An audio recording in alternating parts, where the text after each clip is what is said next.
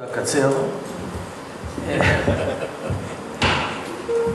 קודם כל אני מודה לפרופסור שטרית שהזמין אותי להשתתף בכנס החשוב הזה, לשמוע דברים ולהשמיע. יותר חשוב לשמוע מאשר להשמיע הרבה פעמים. שמענו דברים מאוד חשובים, ושמחתי להיות כאן בעיקר בשביל לשמוע. אני כבר הייתי כאן פעם אחת, אני נזכרתי. אני חושב שעשיתם פה קבלת פנים לרב עמאר כאשר הוא נבחר להיות רב ראשי. ואני אז הייתי שר בממשלה, וגם אריה דרעי היה, דיברנו יחד. ואז אני אמרתי שסוף סוף נבחר רב ראשי מרוקאי, כי הרי זה לקח זמן עד שנבחר רב ראשי מרוקאי. ולא רק מרוקאי, הוא גם נולד בקזבלנקה, כי גם אני נולדתי בקזבלנקה. אז אני זוכר בדיוק את הדברים.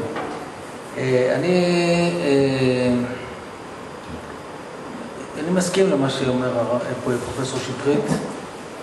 אני מסכים שהמסמך הוא מסמך חוקתי, או על חוקתי, כמו שאמרת. אני גם חושב שזאת תהיה הפרה מאוד בוטה לעם ישראל לדורותיו, אם יום אחד יבואו ויבטלו את המסמך הזה. אני חושב שאסור לבטל את המסמך הזה, מכיוון שזה הבסיס. אני השוויתי את זה לעצמי, נניח שהיינו מבטלים את מגילת העצמאות. במגילת העצמאות יש דברים שעדיין לא מופיעים בחוקה. בחוקי היסוד, זה לנו חוקה, חוקי היסוד. חלק מהדברים מופיעים בחוקי היסוד, חלק מהדברים אינם מופיעים בחוקי היסוד. אז האם יעלה על הדעת למישהו לאהוב להגיד בואו נבטל את מגילת העצמאות? אי אפשר לבטל מגילת העצמאות. על סמך זה המדינה קמה. על סמך היסודות האלה, היסודות שכתובים במגילת העצמאות הוא קם. המסמך הזה היה צריך להיות כלול במגילת העצמאות. למה הוא לא נכלל? אני לא יודע. אולי תעשה מחקר, אולי תכתוב ספר על זה. למה המסמך הזה לא נכלל במגילת העצמאות? הרי הוא היה צריך להיות. הרי הוא נכתב לפני מגילת העצמאות, והוא נחתם לפני מגילת העצמאות, והוא היה ידוע לכולם, והוא היה צריך להיות חלק ממנו. היה קשה לבטל אותו. כמו שקבעו, מה? היה עוד יותר קשה לבטל אותו. אני חושב שלא צריך לבטל אותו. כמו שלא צריך לבטל מגילת העצמאות. כמו שקבעו מגילת העצמאות כל מיני כללים ערכיים, עניינים ערכיים, כך את המסמך הזה היה צריך להכניס במגילת העצמאות, אני לא יודע למה לא עשו.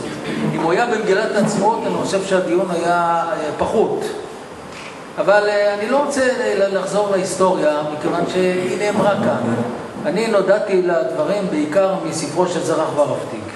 כי זרח ורהפטיג היה בעצם המחוקק של המסמך הזה. המסמך הזה נחתם על ידי הרב פישמן, מטעם מזרחי, על מי שרק הוציא אותו לפועל, וכתב את החוקים, וסידר אותם, והביא אותם לכנסת וכן הלאה, זה היה בעיקר זרח ורהפטיג, שרק היה שר בשר דתות הרבה שנים בממשלה, והוא הוציא ספר על התקופה הזאת, ושם הוא מפרט מאוד את כל חוק, ומה עומד מאחוריו, ואיך הוא נולד, ואיך הוא מתייחס למסמך וכן הלאה.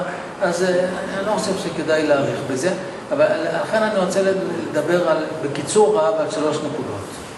הנקודה הראשונה היא שהמסמך הזה בעצם הוא מסמך של אחדות. רוצים לשנות את המסמך? בבקשה, בלי לשנות את האחדות. ולפי דעתי אי אפשר יהיה להשאיר טעם מאוחד אם אנחנו נשנה את המסמך הזה. תראו, בעיניי האחדות היא החשובה ביותר. באמת היא החשובה ביותר. אחד הדברים שאני פשוט לא מבין בהיסטוריה של עם ישראל, בעיקר בהיסטוריה של התנ"ך, זה מלחמות האחים בתוך עם ישראל. מלחמות האחים הביאו לחורבן בית ראשון, מלחמות האחים הביאו לחורבן בית שני, לגלויות, כל הדברים, הכל מלחמות אחים. וכל פעם שמישהו מדבר בכלל על איזה אפשרות של איזה התנגשות פנימית, אני ממש מזדעזע. חס ושלום, שלא נגיע לזה. כלומר, המסמך יש לו ערך כפול, לא רק מול הוועדה של האו"ם, שהיינו צריכים את זה בשביל להקים את מדינת ישראל, אלא בשבילנו, בשביל עם ישראל, כדי שעם ישראל יחזיק מעמד, כדי שאנחנו נשאר עם, נשאר מדינה. אנחנו חייבים לשמור על אחדות. עכשיו, היום מי שרוצה לבטל את המסמך הזה, בפירוש מפרק את האחדות. אין ספק. עכשיו, אני רוצה לומר, יש דברים שהם תהליכים. ואני מסכים לתהליכים. אני לא מסכים לזבנג וגמרנו. אני לא מסכים להלכי רוח, כי הלכי רוח משתנים. היום אומרים לי שהלכי רוח משתנים בעם, שחלק גדול מהעם הופך להיות יותר ויותר מסורתי, ושבתי הכנסת יותר מתמלאים. ושהולכים יותר להתחתן ברבנות. לפני 15 שנה הלכו פחות. מי יודע מה יהיה עוד 15 שנים? מי יודע מה עוד 15 שנים? עוד 15 שנים. הדברים משתנים, הלכי הרוח. לכן אני אומר, הדברים האלה, אנחנו צריכים לקחת בחשבון א' את האחדות. דבר שני, אני מסכים שיכולה להיות גמישות במסמך, אבל לא ביטול המסמך, חס ושלום, בשום פנים ואופן לא. אף אחד מהעקרונות של המסמך לא יכול להיות מבוטל. מה זאת אומרת גמישות? הגמישות היא יכולה להיות בשני פנים. או בפן ההלכתי, שאנחנו נפנה לרבנים ונבקש מהם גמישות. וזה בסדר, אפשר לבקש גמישות מרבנים. בתנאי שהרבנים הם שיעשו את הגמישות. אתן לכם בנושא הגיור. בסדר, בנושא הגיור יש רבנים מקלים. אני בעד רבנים המקלים, אבל אני לא הוציא את זה מהרבנות בשום פנים ואופן. לא יהיה שום גיור מחוץ לרבנות. לא יכול להיות גיור מחוץ לרבנות. אני לא יודע אם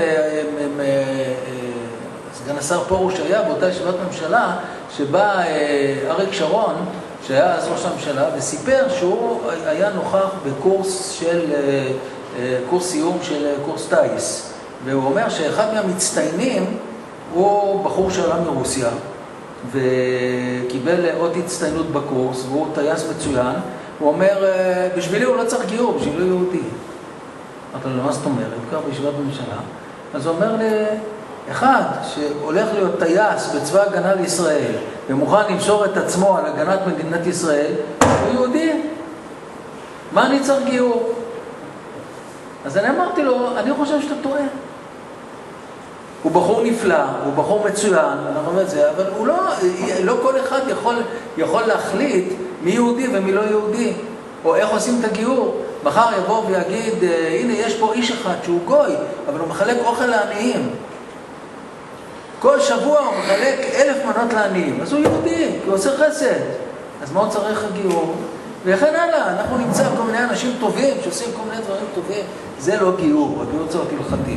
אז אני חושב שאפשר לדון בנושא של הקלות הגיור, בתנאי שהדבר נעשה במדדים ההלכתיים. בתנאי שמי שעושה את זה, זה המדדים ההלכתיים.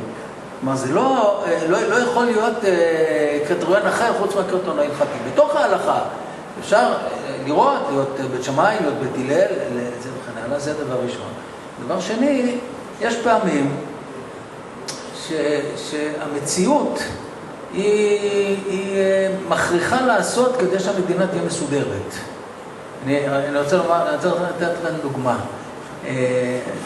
אריה דרעי עכשיו הוא שר הכלכלה, אז הוא נותן את ההיתרים לעבודה בשבת. אז הוא צריך עכשיו לסגור את כל המשחקי כדורגל בשבת. או לתת היתר. מה פתאום שהוא ייתן היתר? למה שהוא ייתן היתר? לא, תסביר, תן לי נימוק אחד למה שהוא ייתן היתר. אז מה? אז מה? זה לא במסמך שמשחקים כדורגל בשבת. נכון, תכף אני אדבר על הגיוס, עוד רגע אני אדבר על הגיוס. אבל אני אומר, אני נותן דוגמה.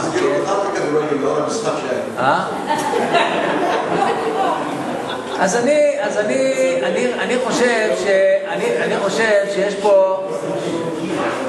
חושב שיש פה בעיה. לו אני הייתי שר הכלכלה והייתי צריך לשקול מה לעשות, הייתי שוקל את זה, הייתי שוקל כמה צדדים. אני מבחינתי בוודאי שלא צריך להיות כדורגל בשבת, אין ספק. אין כדורגל כאן כך שמותר לשחק בשבת.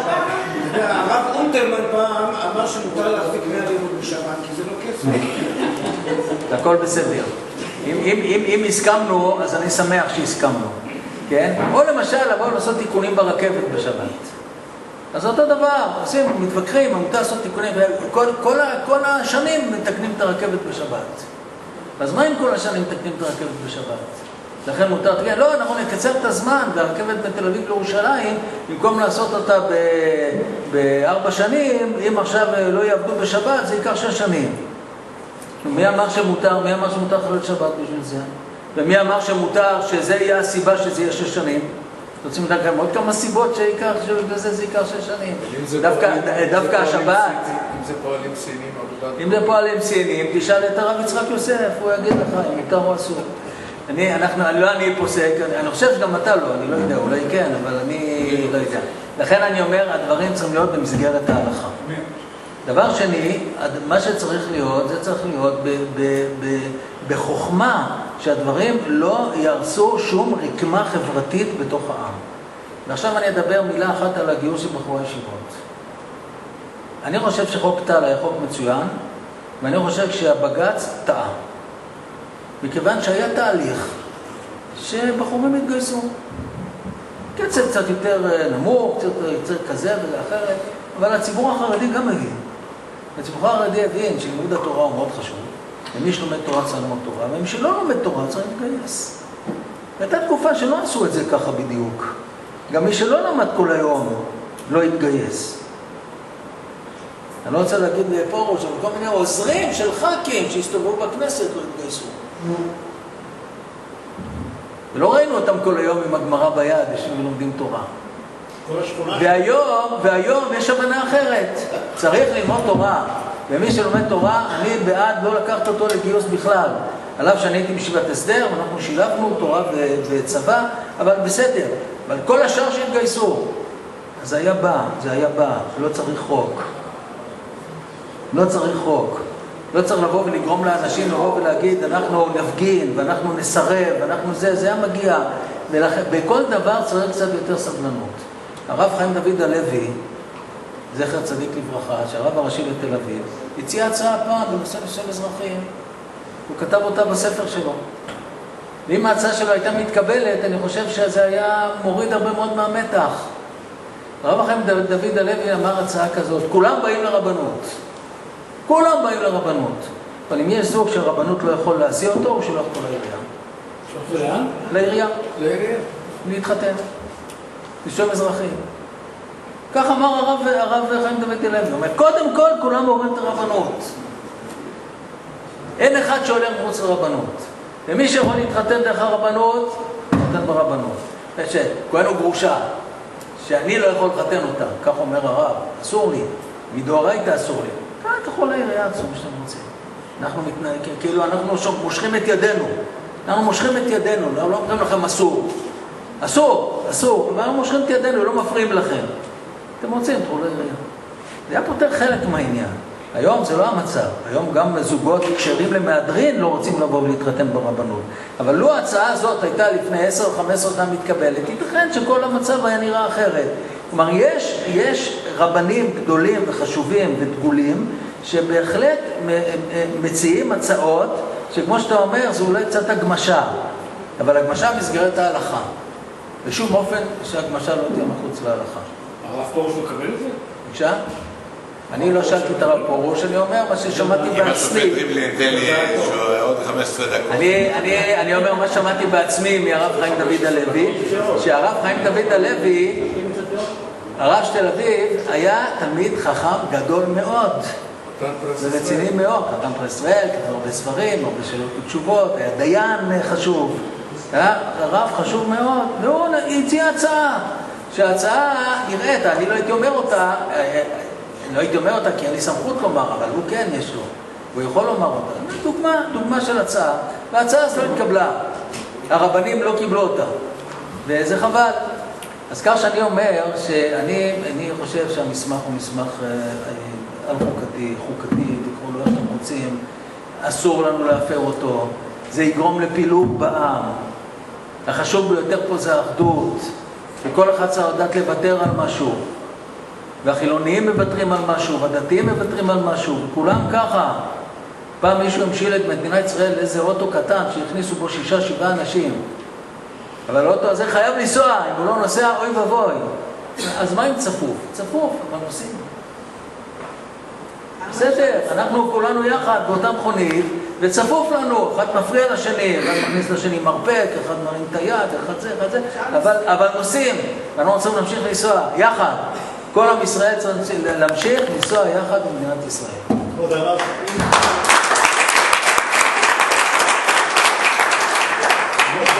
בשם האחדות, אם היה שם רב, קודם כל אף חילוני דבר שני, אם היה שם רב רפורמי, אף אחד מכם לא היה יושב איתו.